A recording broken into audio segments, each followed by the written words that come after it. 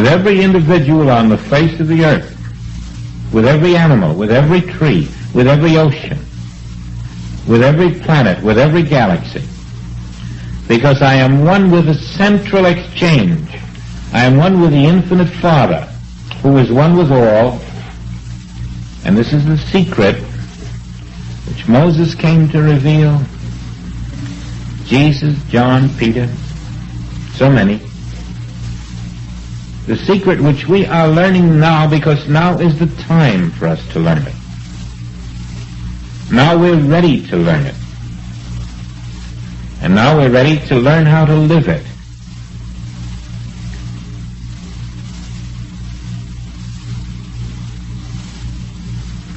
Therefore I care not what mortal man can do to me,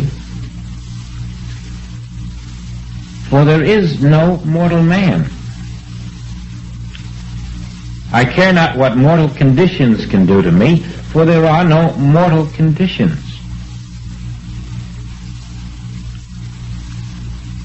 And this would seem to be suicide.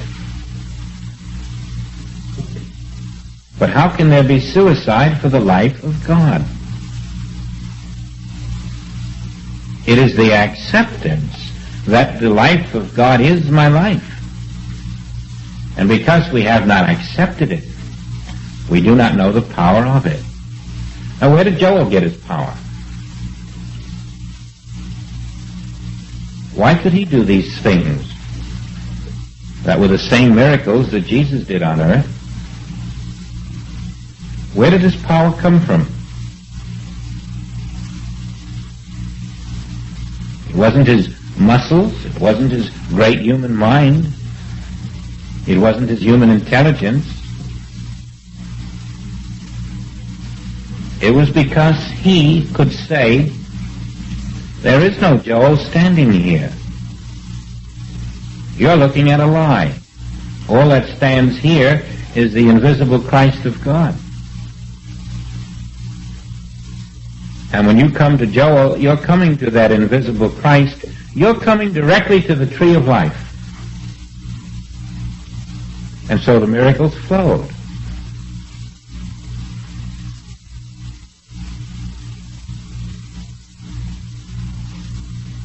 Well, there's hope for us. Peter wasn't very smart. He was just a great big, eager, willing, trusting, good-hearted, kind individual. And when he saw the miracles, and finally through his skull came the idea of what it was all about, why, he was able to go forth and do likewise.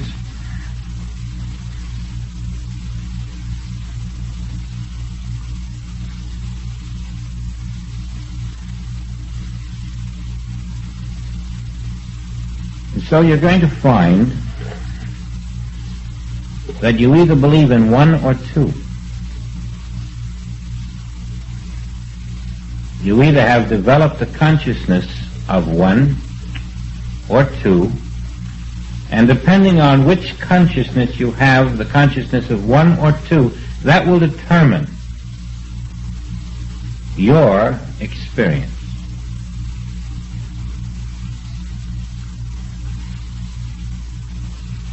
There is only one life,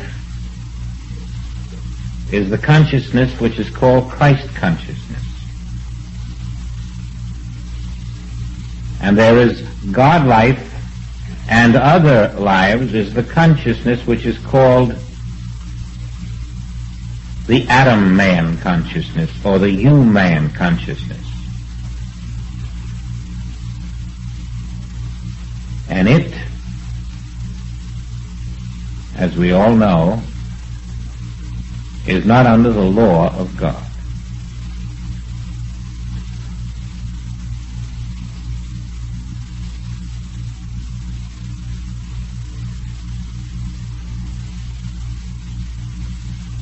Now suppose tomorrow when you walked out into this world,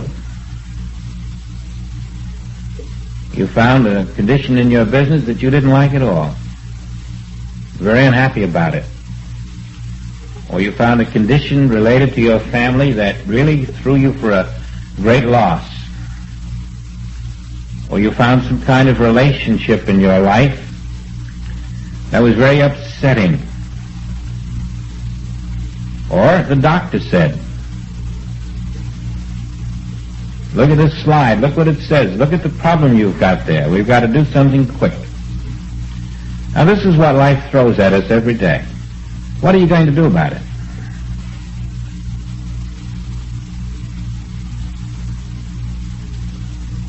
Now if you've been living in the consciousness that one life is all there is, and it's not this visible one, and it's here, and it's mine, and because I am this one invisible life, I am connected to the infinite invisible life. It is all one. My Father is the sun, and I'm a sunbeam, and you can't tell me I'm a dirty sunbeam, or a sick sunbeam, or an unhealthy sunbeam, because there's only one kind of sunbeam. It's made of the substance of the sun. And you can't tell me my life is dying, or sick, or disturbed, because the only life I have is the life of God, and that's not dying, sick, or disturbed. We must be in that consciousness. And then whatever the world has to throw at us, we're ready for. Then you meet it with the knowing that this is who I am, period. And that's it. It's done. And then wait. Wait for the ugly fruit to change to the good. That should be clear to all of us, because until we get that out of the way, there's not going to be the flow on the higher levels, the unfoldment, and the great lifting up into the real initiation. And so we have our tree of life, the one consciousness of God, undivided, everywhere, unopposed, invisible, and it is the consciousness of everything that exists. And it is now running a perfect universe in spite of what the world may show me.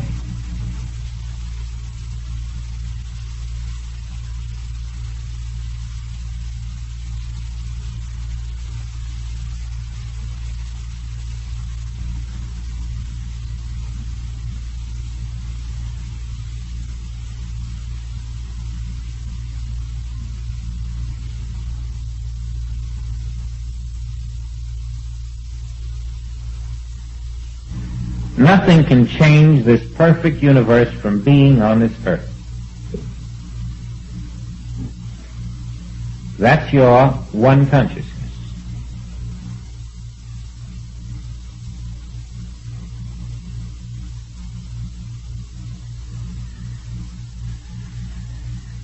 Let's see what some of the psalmists have said.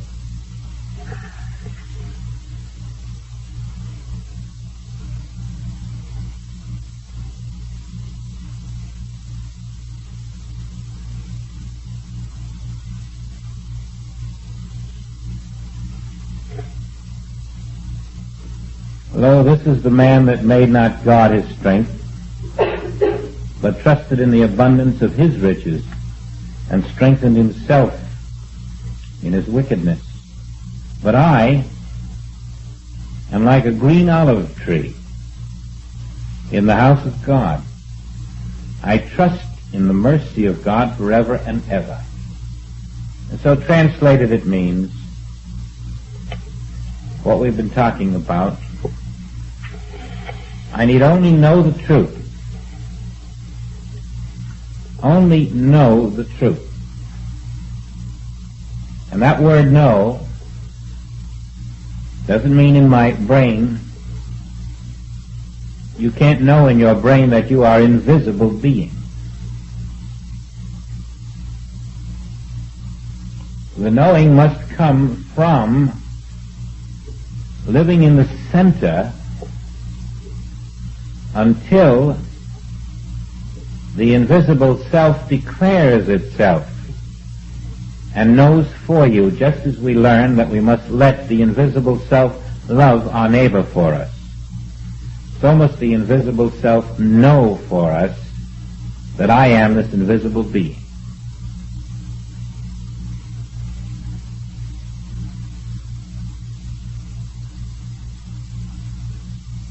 This brings us into the perfect, infinite law,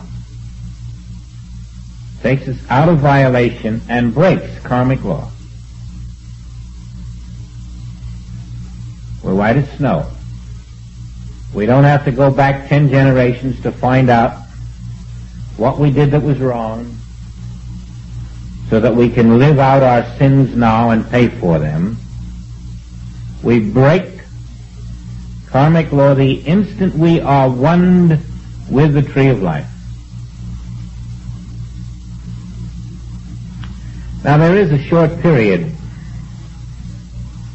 when, after you have accepted the truth of your being, you find you're keeping one eye open to see if something good is happening because you've accepted.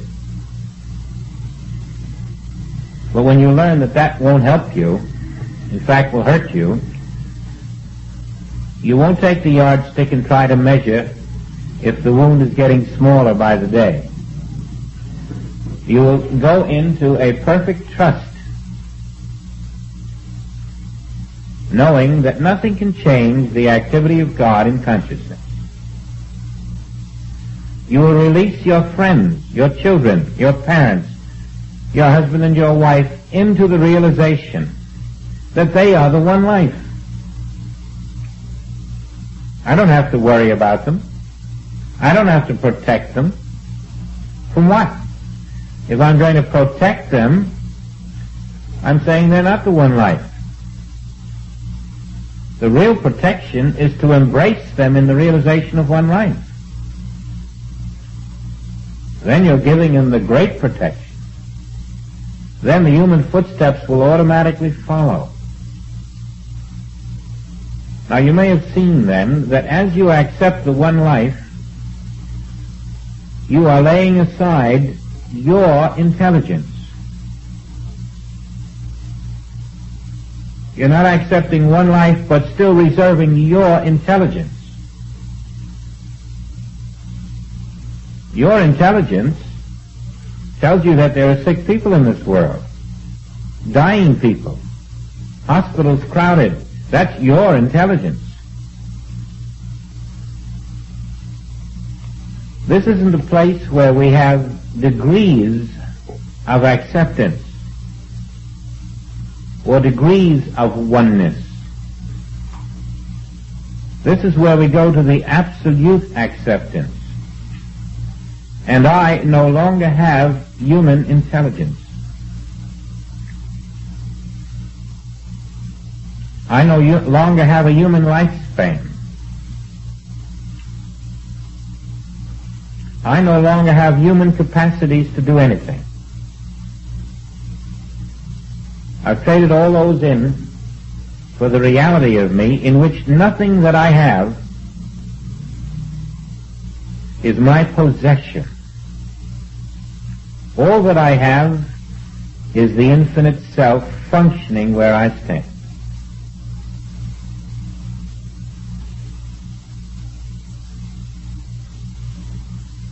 Thou seest me, thou seest the Father.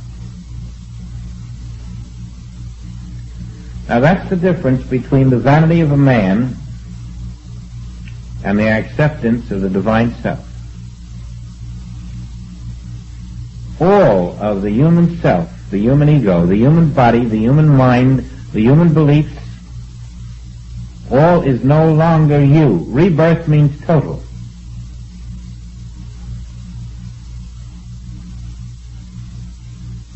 And that is the truth of your being accepted.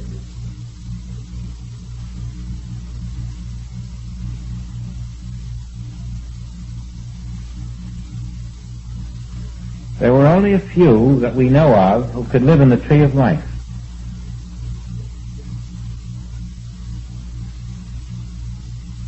The rest of the world has been reincarnating back into the flesh,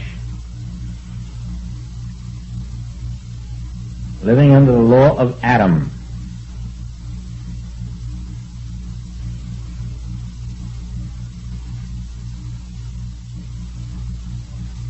The first Adam was the man of the flesh. The second Adam was the Christ. Jesus realized as the Christ, taking us out of the mistake of the first Adam into the tree of life. That is the way.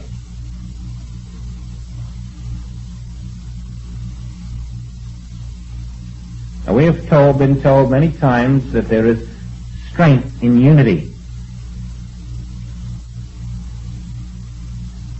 And that is not true.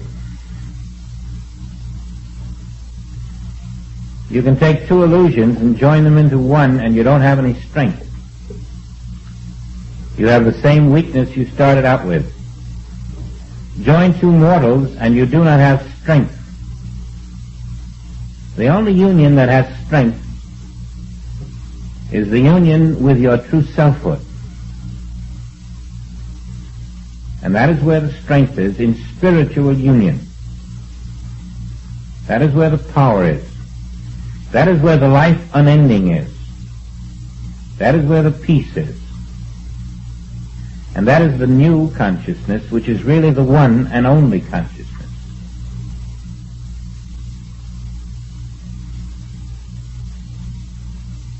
Now, in this meditation we're going to have now,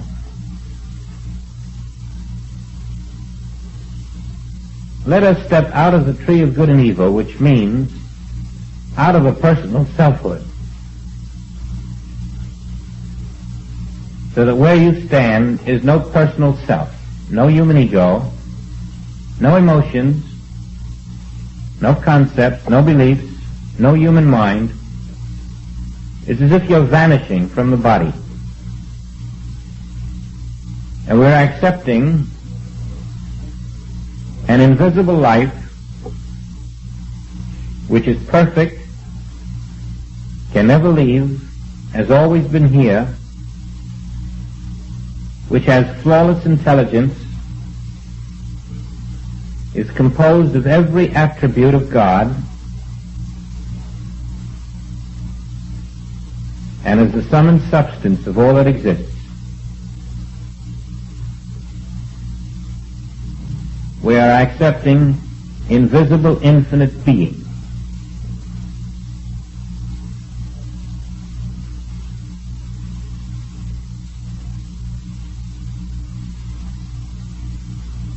As the answering response within comes, you will find you are being oned in consciousness with all who exist on this earth, with all who have existed, with all who ever will exist. There is no separation in all of time or space, or all of eternity and infinity. There can never be a true separation. You are as one this minute with that which was called Jesus Christ as you are with those who will come 5,000 years from today. And the infinite law of harmony is working accordingly. Every tomorrow is already existent in this invisible self that you're recognizing as your own.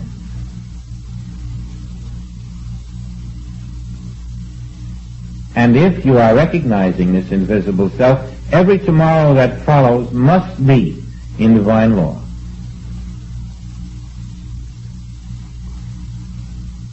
This continuing consciousness is the entire purpose of the human experience. To come into a continuing consciousness that I am the infinite invisible itself.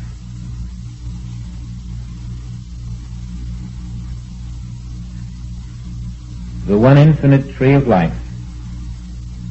And all that expresses in the tree of life is mine.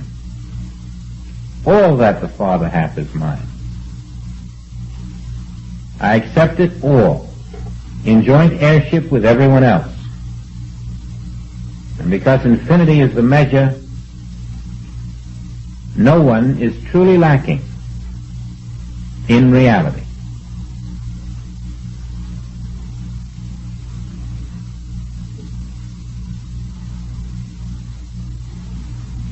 Therefore, if I accept lack,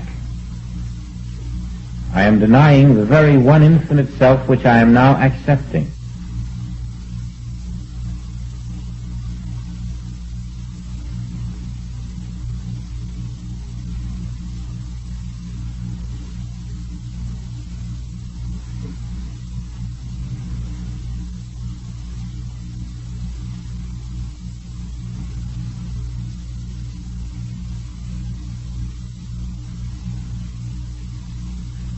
At other times, the evidence of your senses will be so overpowering that you will find it difficult to stand rooted in the truth.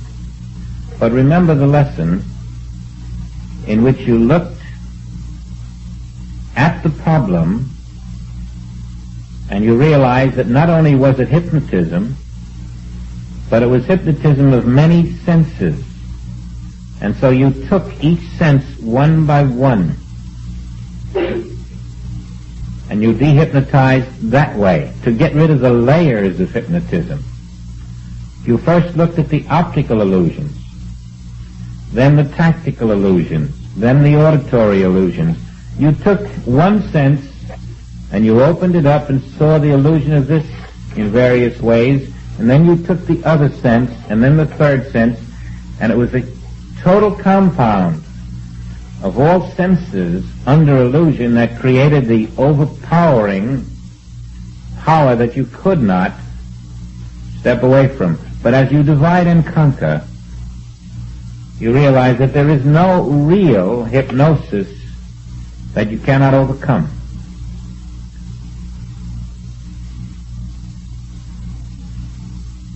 If it's a fire,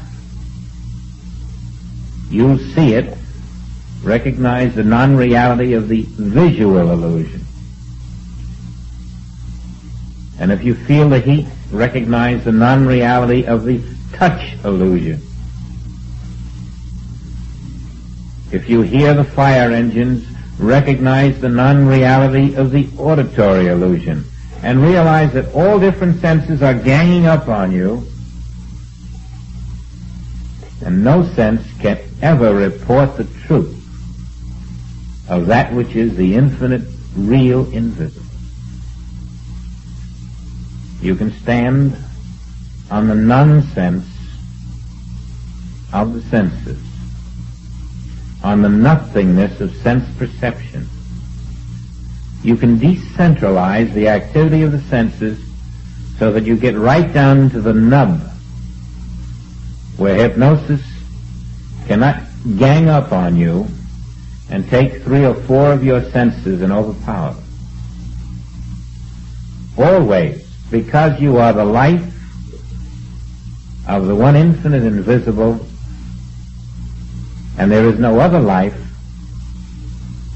you can look at all sense misperception and know it cannot be. No one is murdering anybody. No crime is being committed. No planes are falling from the sky. No one is hungry. No war exists. This is living in the tree of life and accepting the one infinite invisible life as the only. And those of you who have done this know the power of it.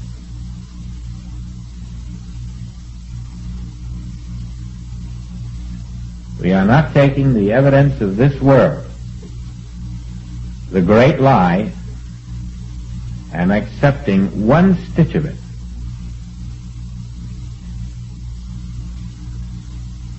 We are going back into the Garden of Eden in the one consciousness. That's our umbrella. One perfect consciousness, present always. And it must manifest perfectly, so whatever's showing that is not its manifestation does not exist. Now, I think we're clear on that. But if somebody gave you some tools, it wouldn't help just to tell you how to use them. You'd have to practice, practice, practice.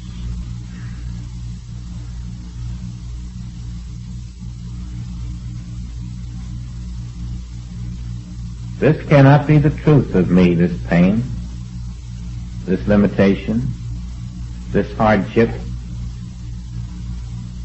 this antagonism, this hostility, this hate, this vengeance, this fear. It cannot be the truth of me because there is only one life. It is the life of God. Therefore, it is my life. That life is perfect life, and all else must be a lie. I must come to that, to live in the Garden of Eden, the one consciousness.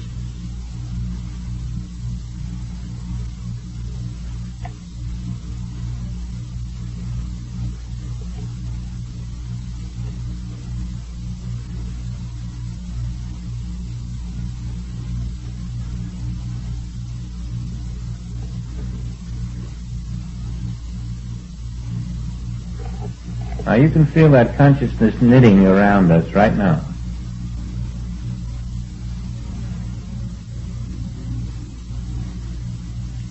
And that consciousness is the power. It doesn't need any human help.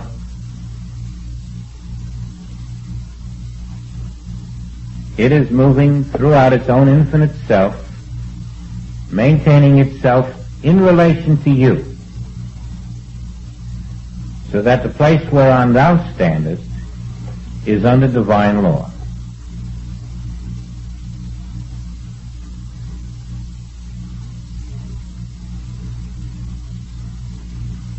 It is preparing your tomorrows. It is drawing your own unto you.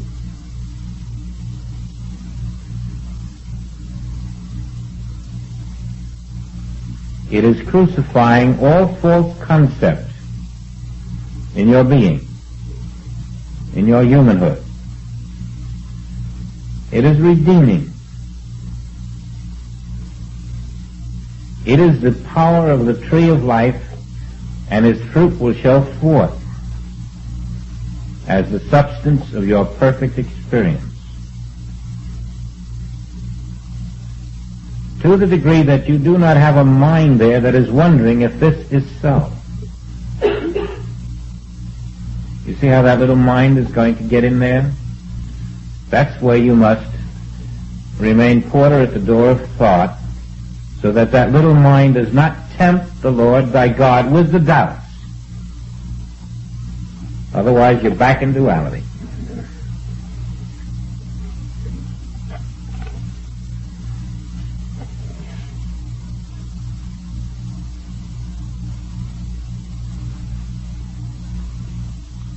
So it says finally, to him that overcometh will I give to eat of the tree of life, which is in the midst of the paradise of God. The overcoming is the belief of a second self that is not divine. That's the overcoming. The overcoming of that belief that I am a second self, not divine, is to be fed by the truth and the power of it. And of course, this is life eternal.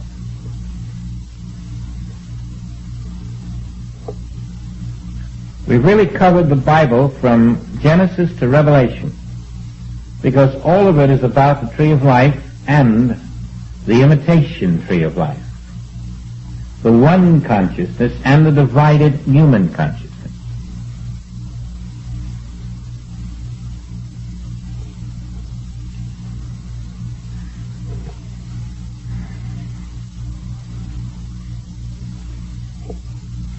Next week we have to go out of time and space, and then there'll be 5 more talks all told in this series. Time and space, and I don't know what the 4 after that are. We're going to finish, our last one will be August 13th, I think. in this series. And then we'll have a surprise starting after Labor Day. Okay, thanks very much.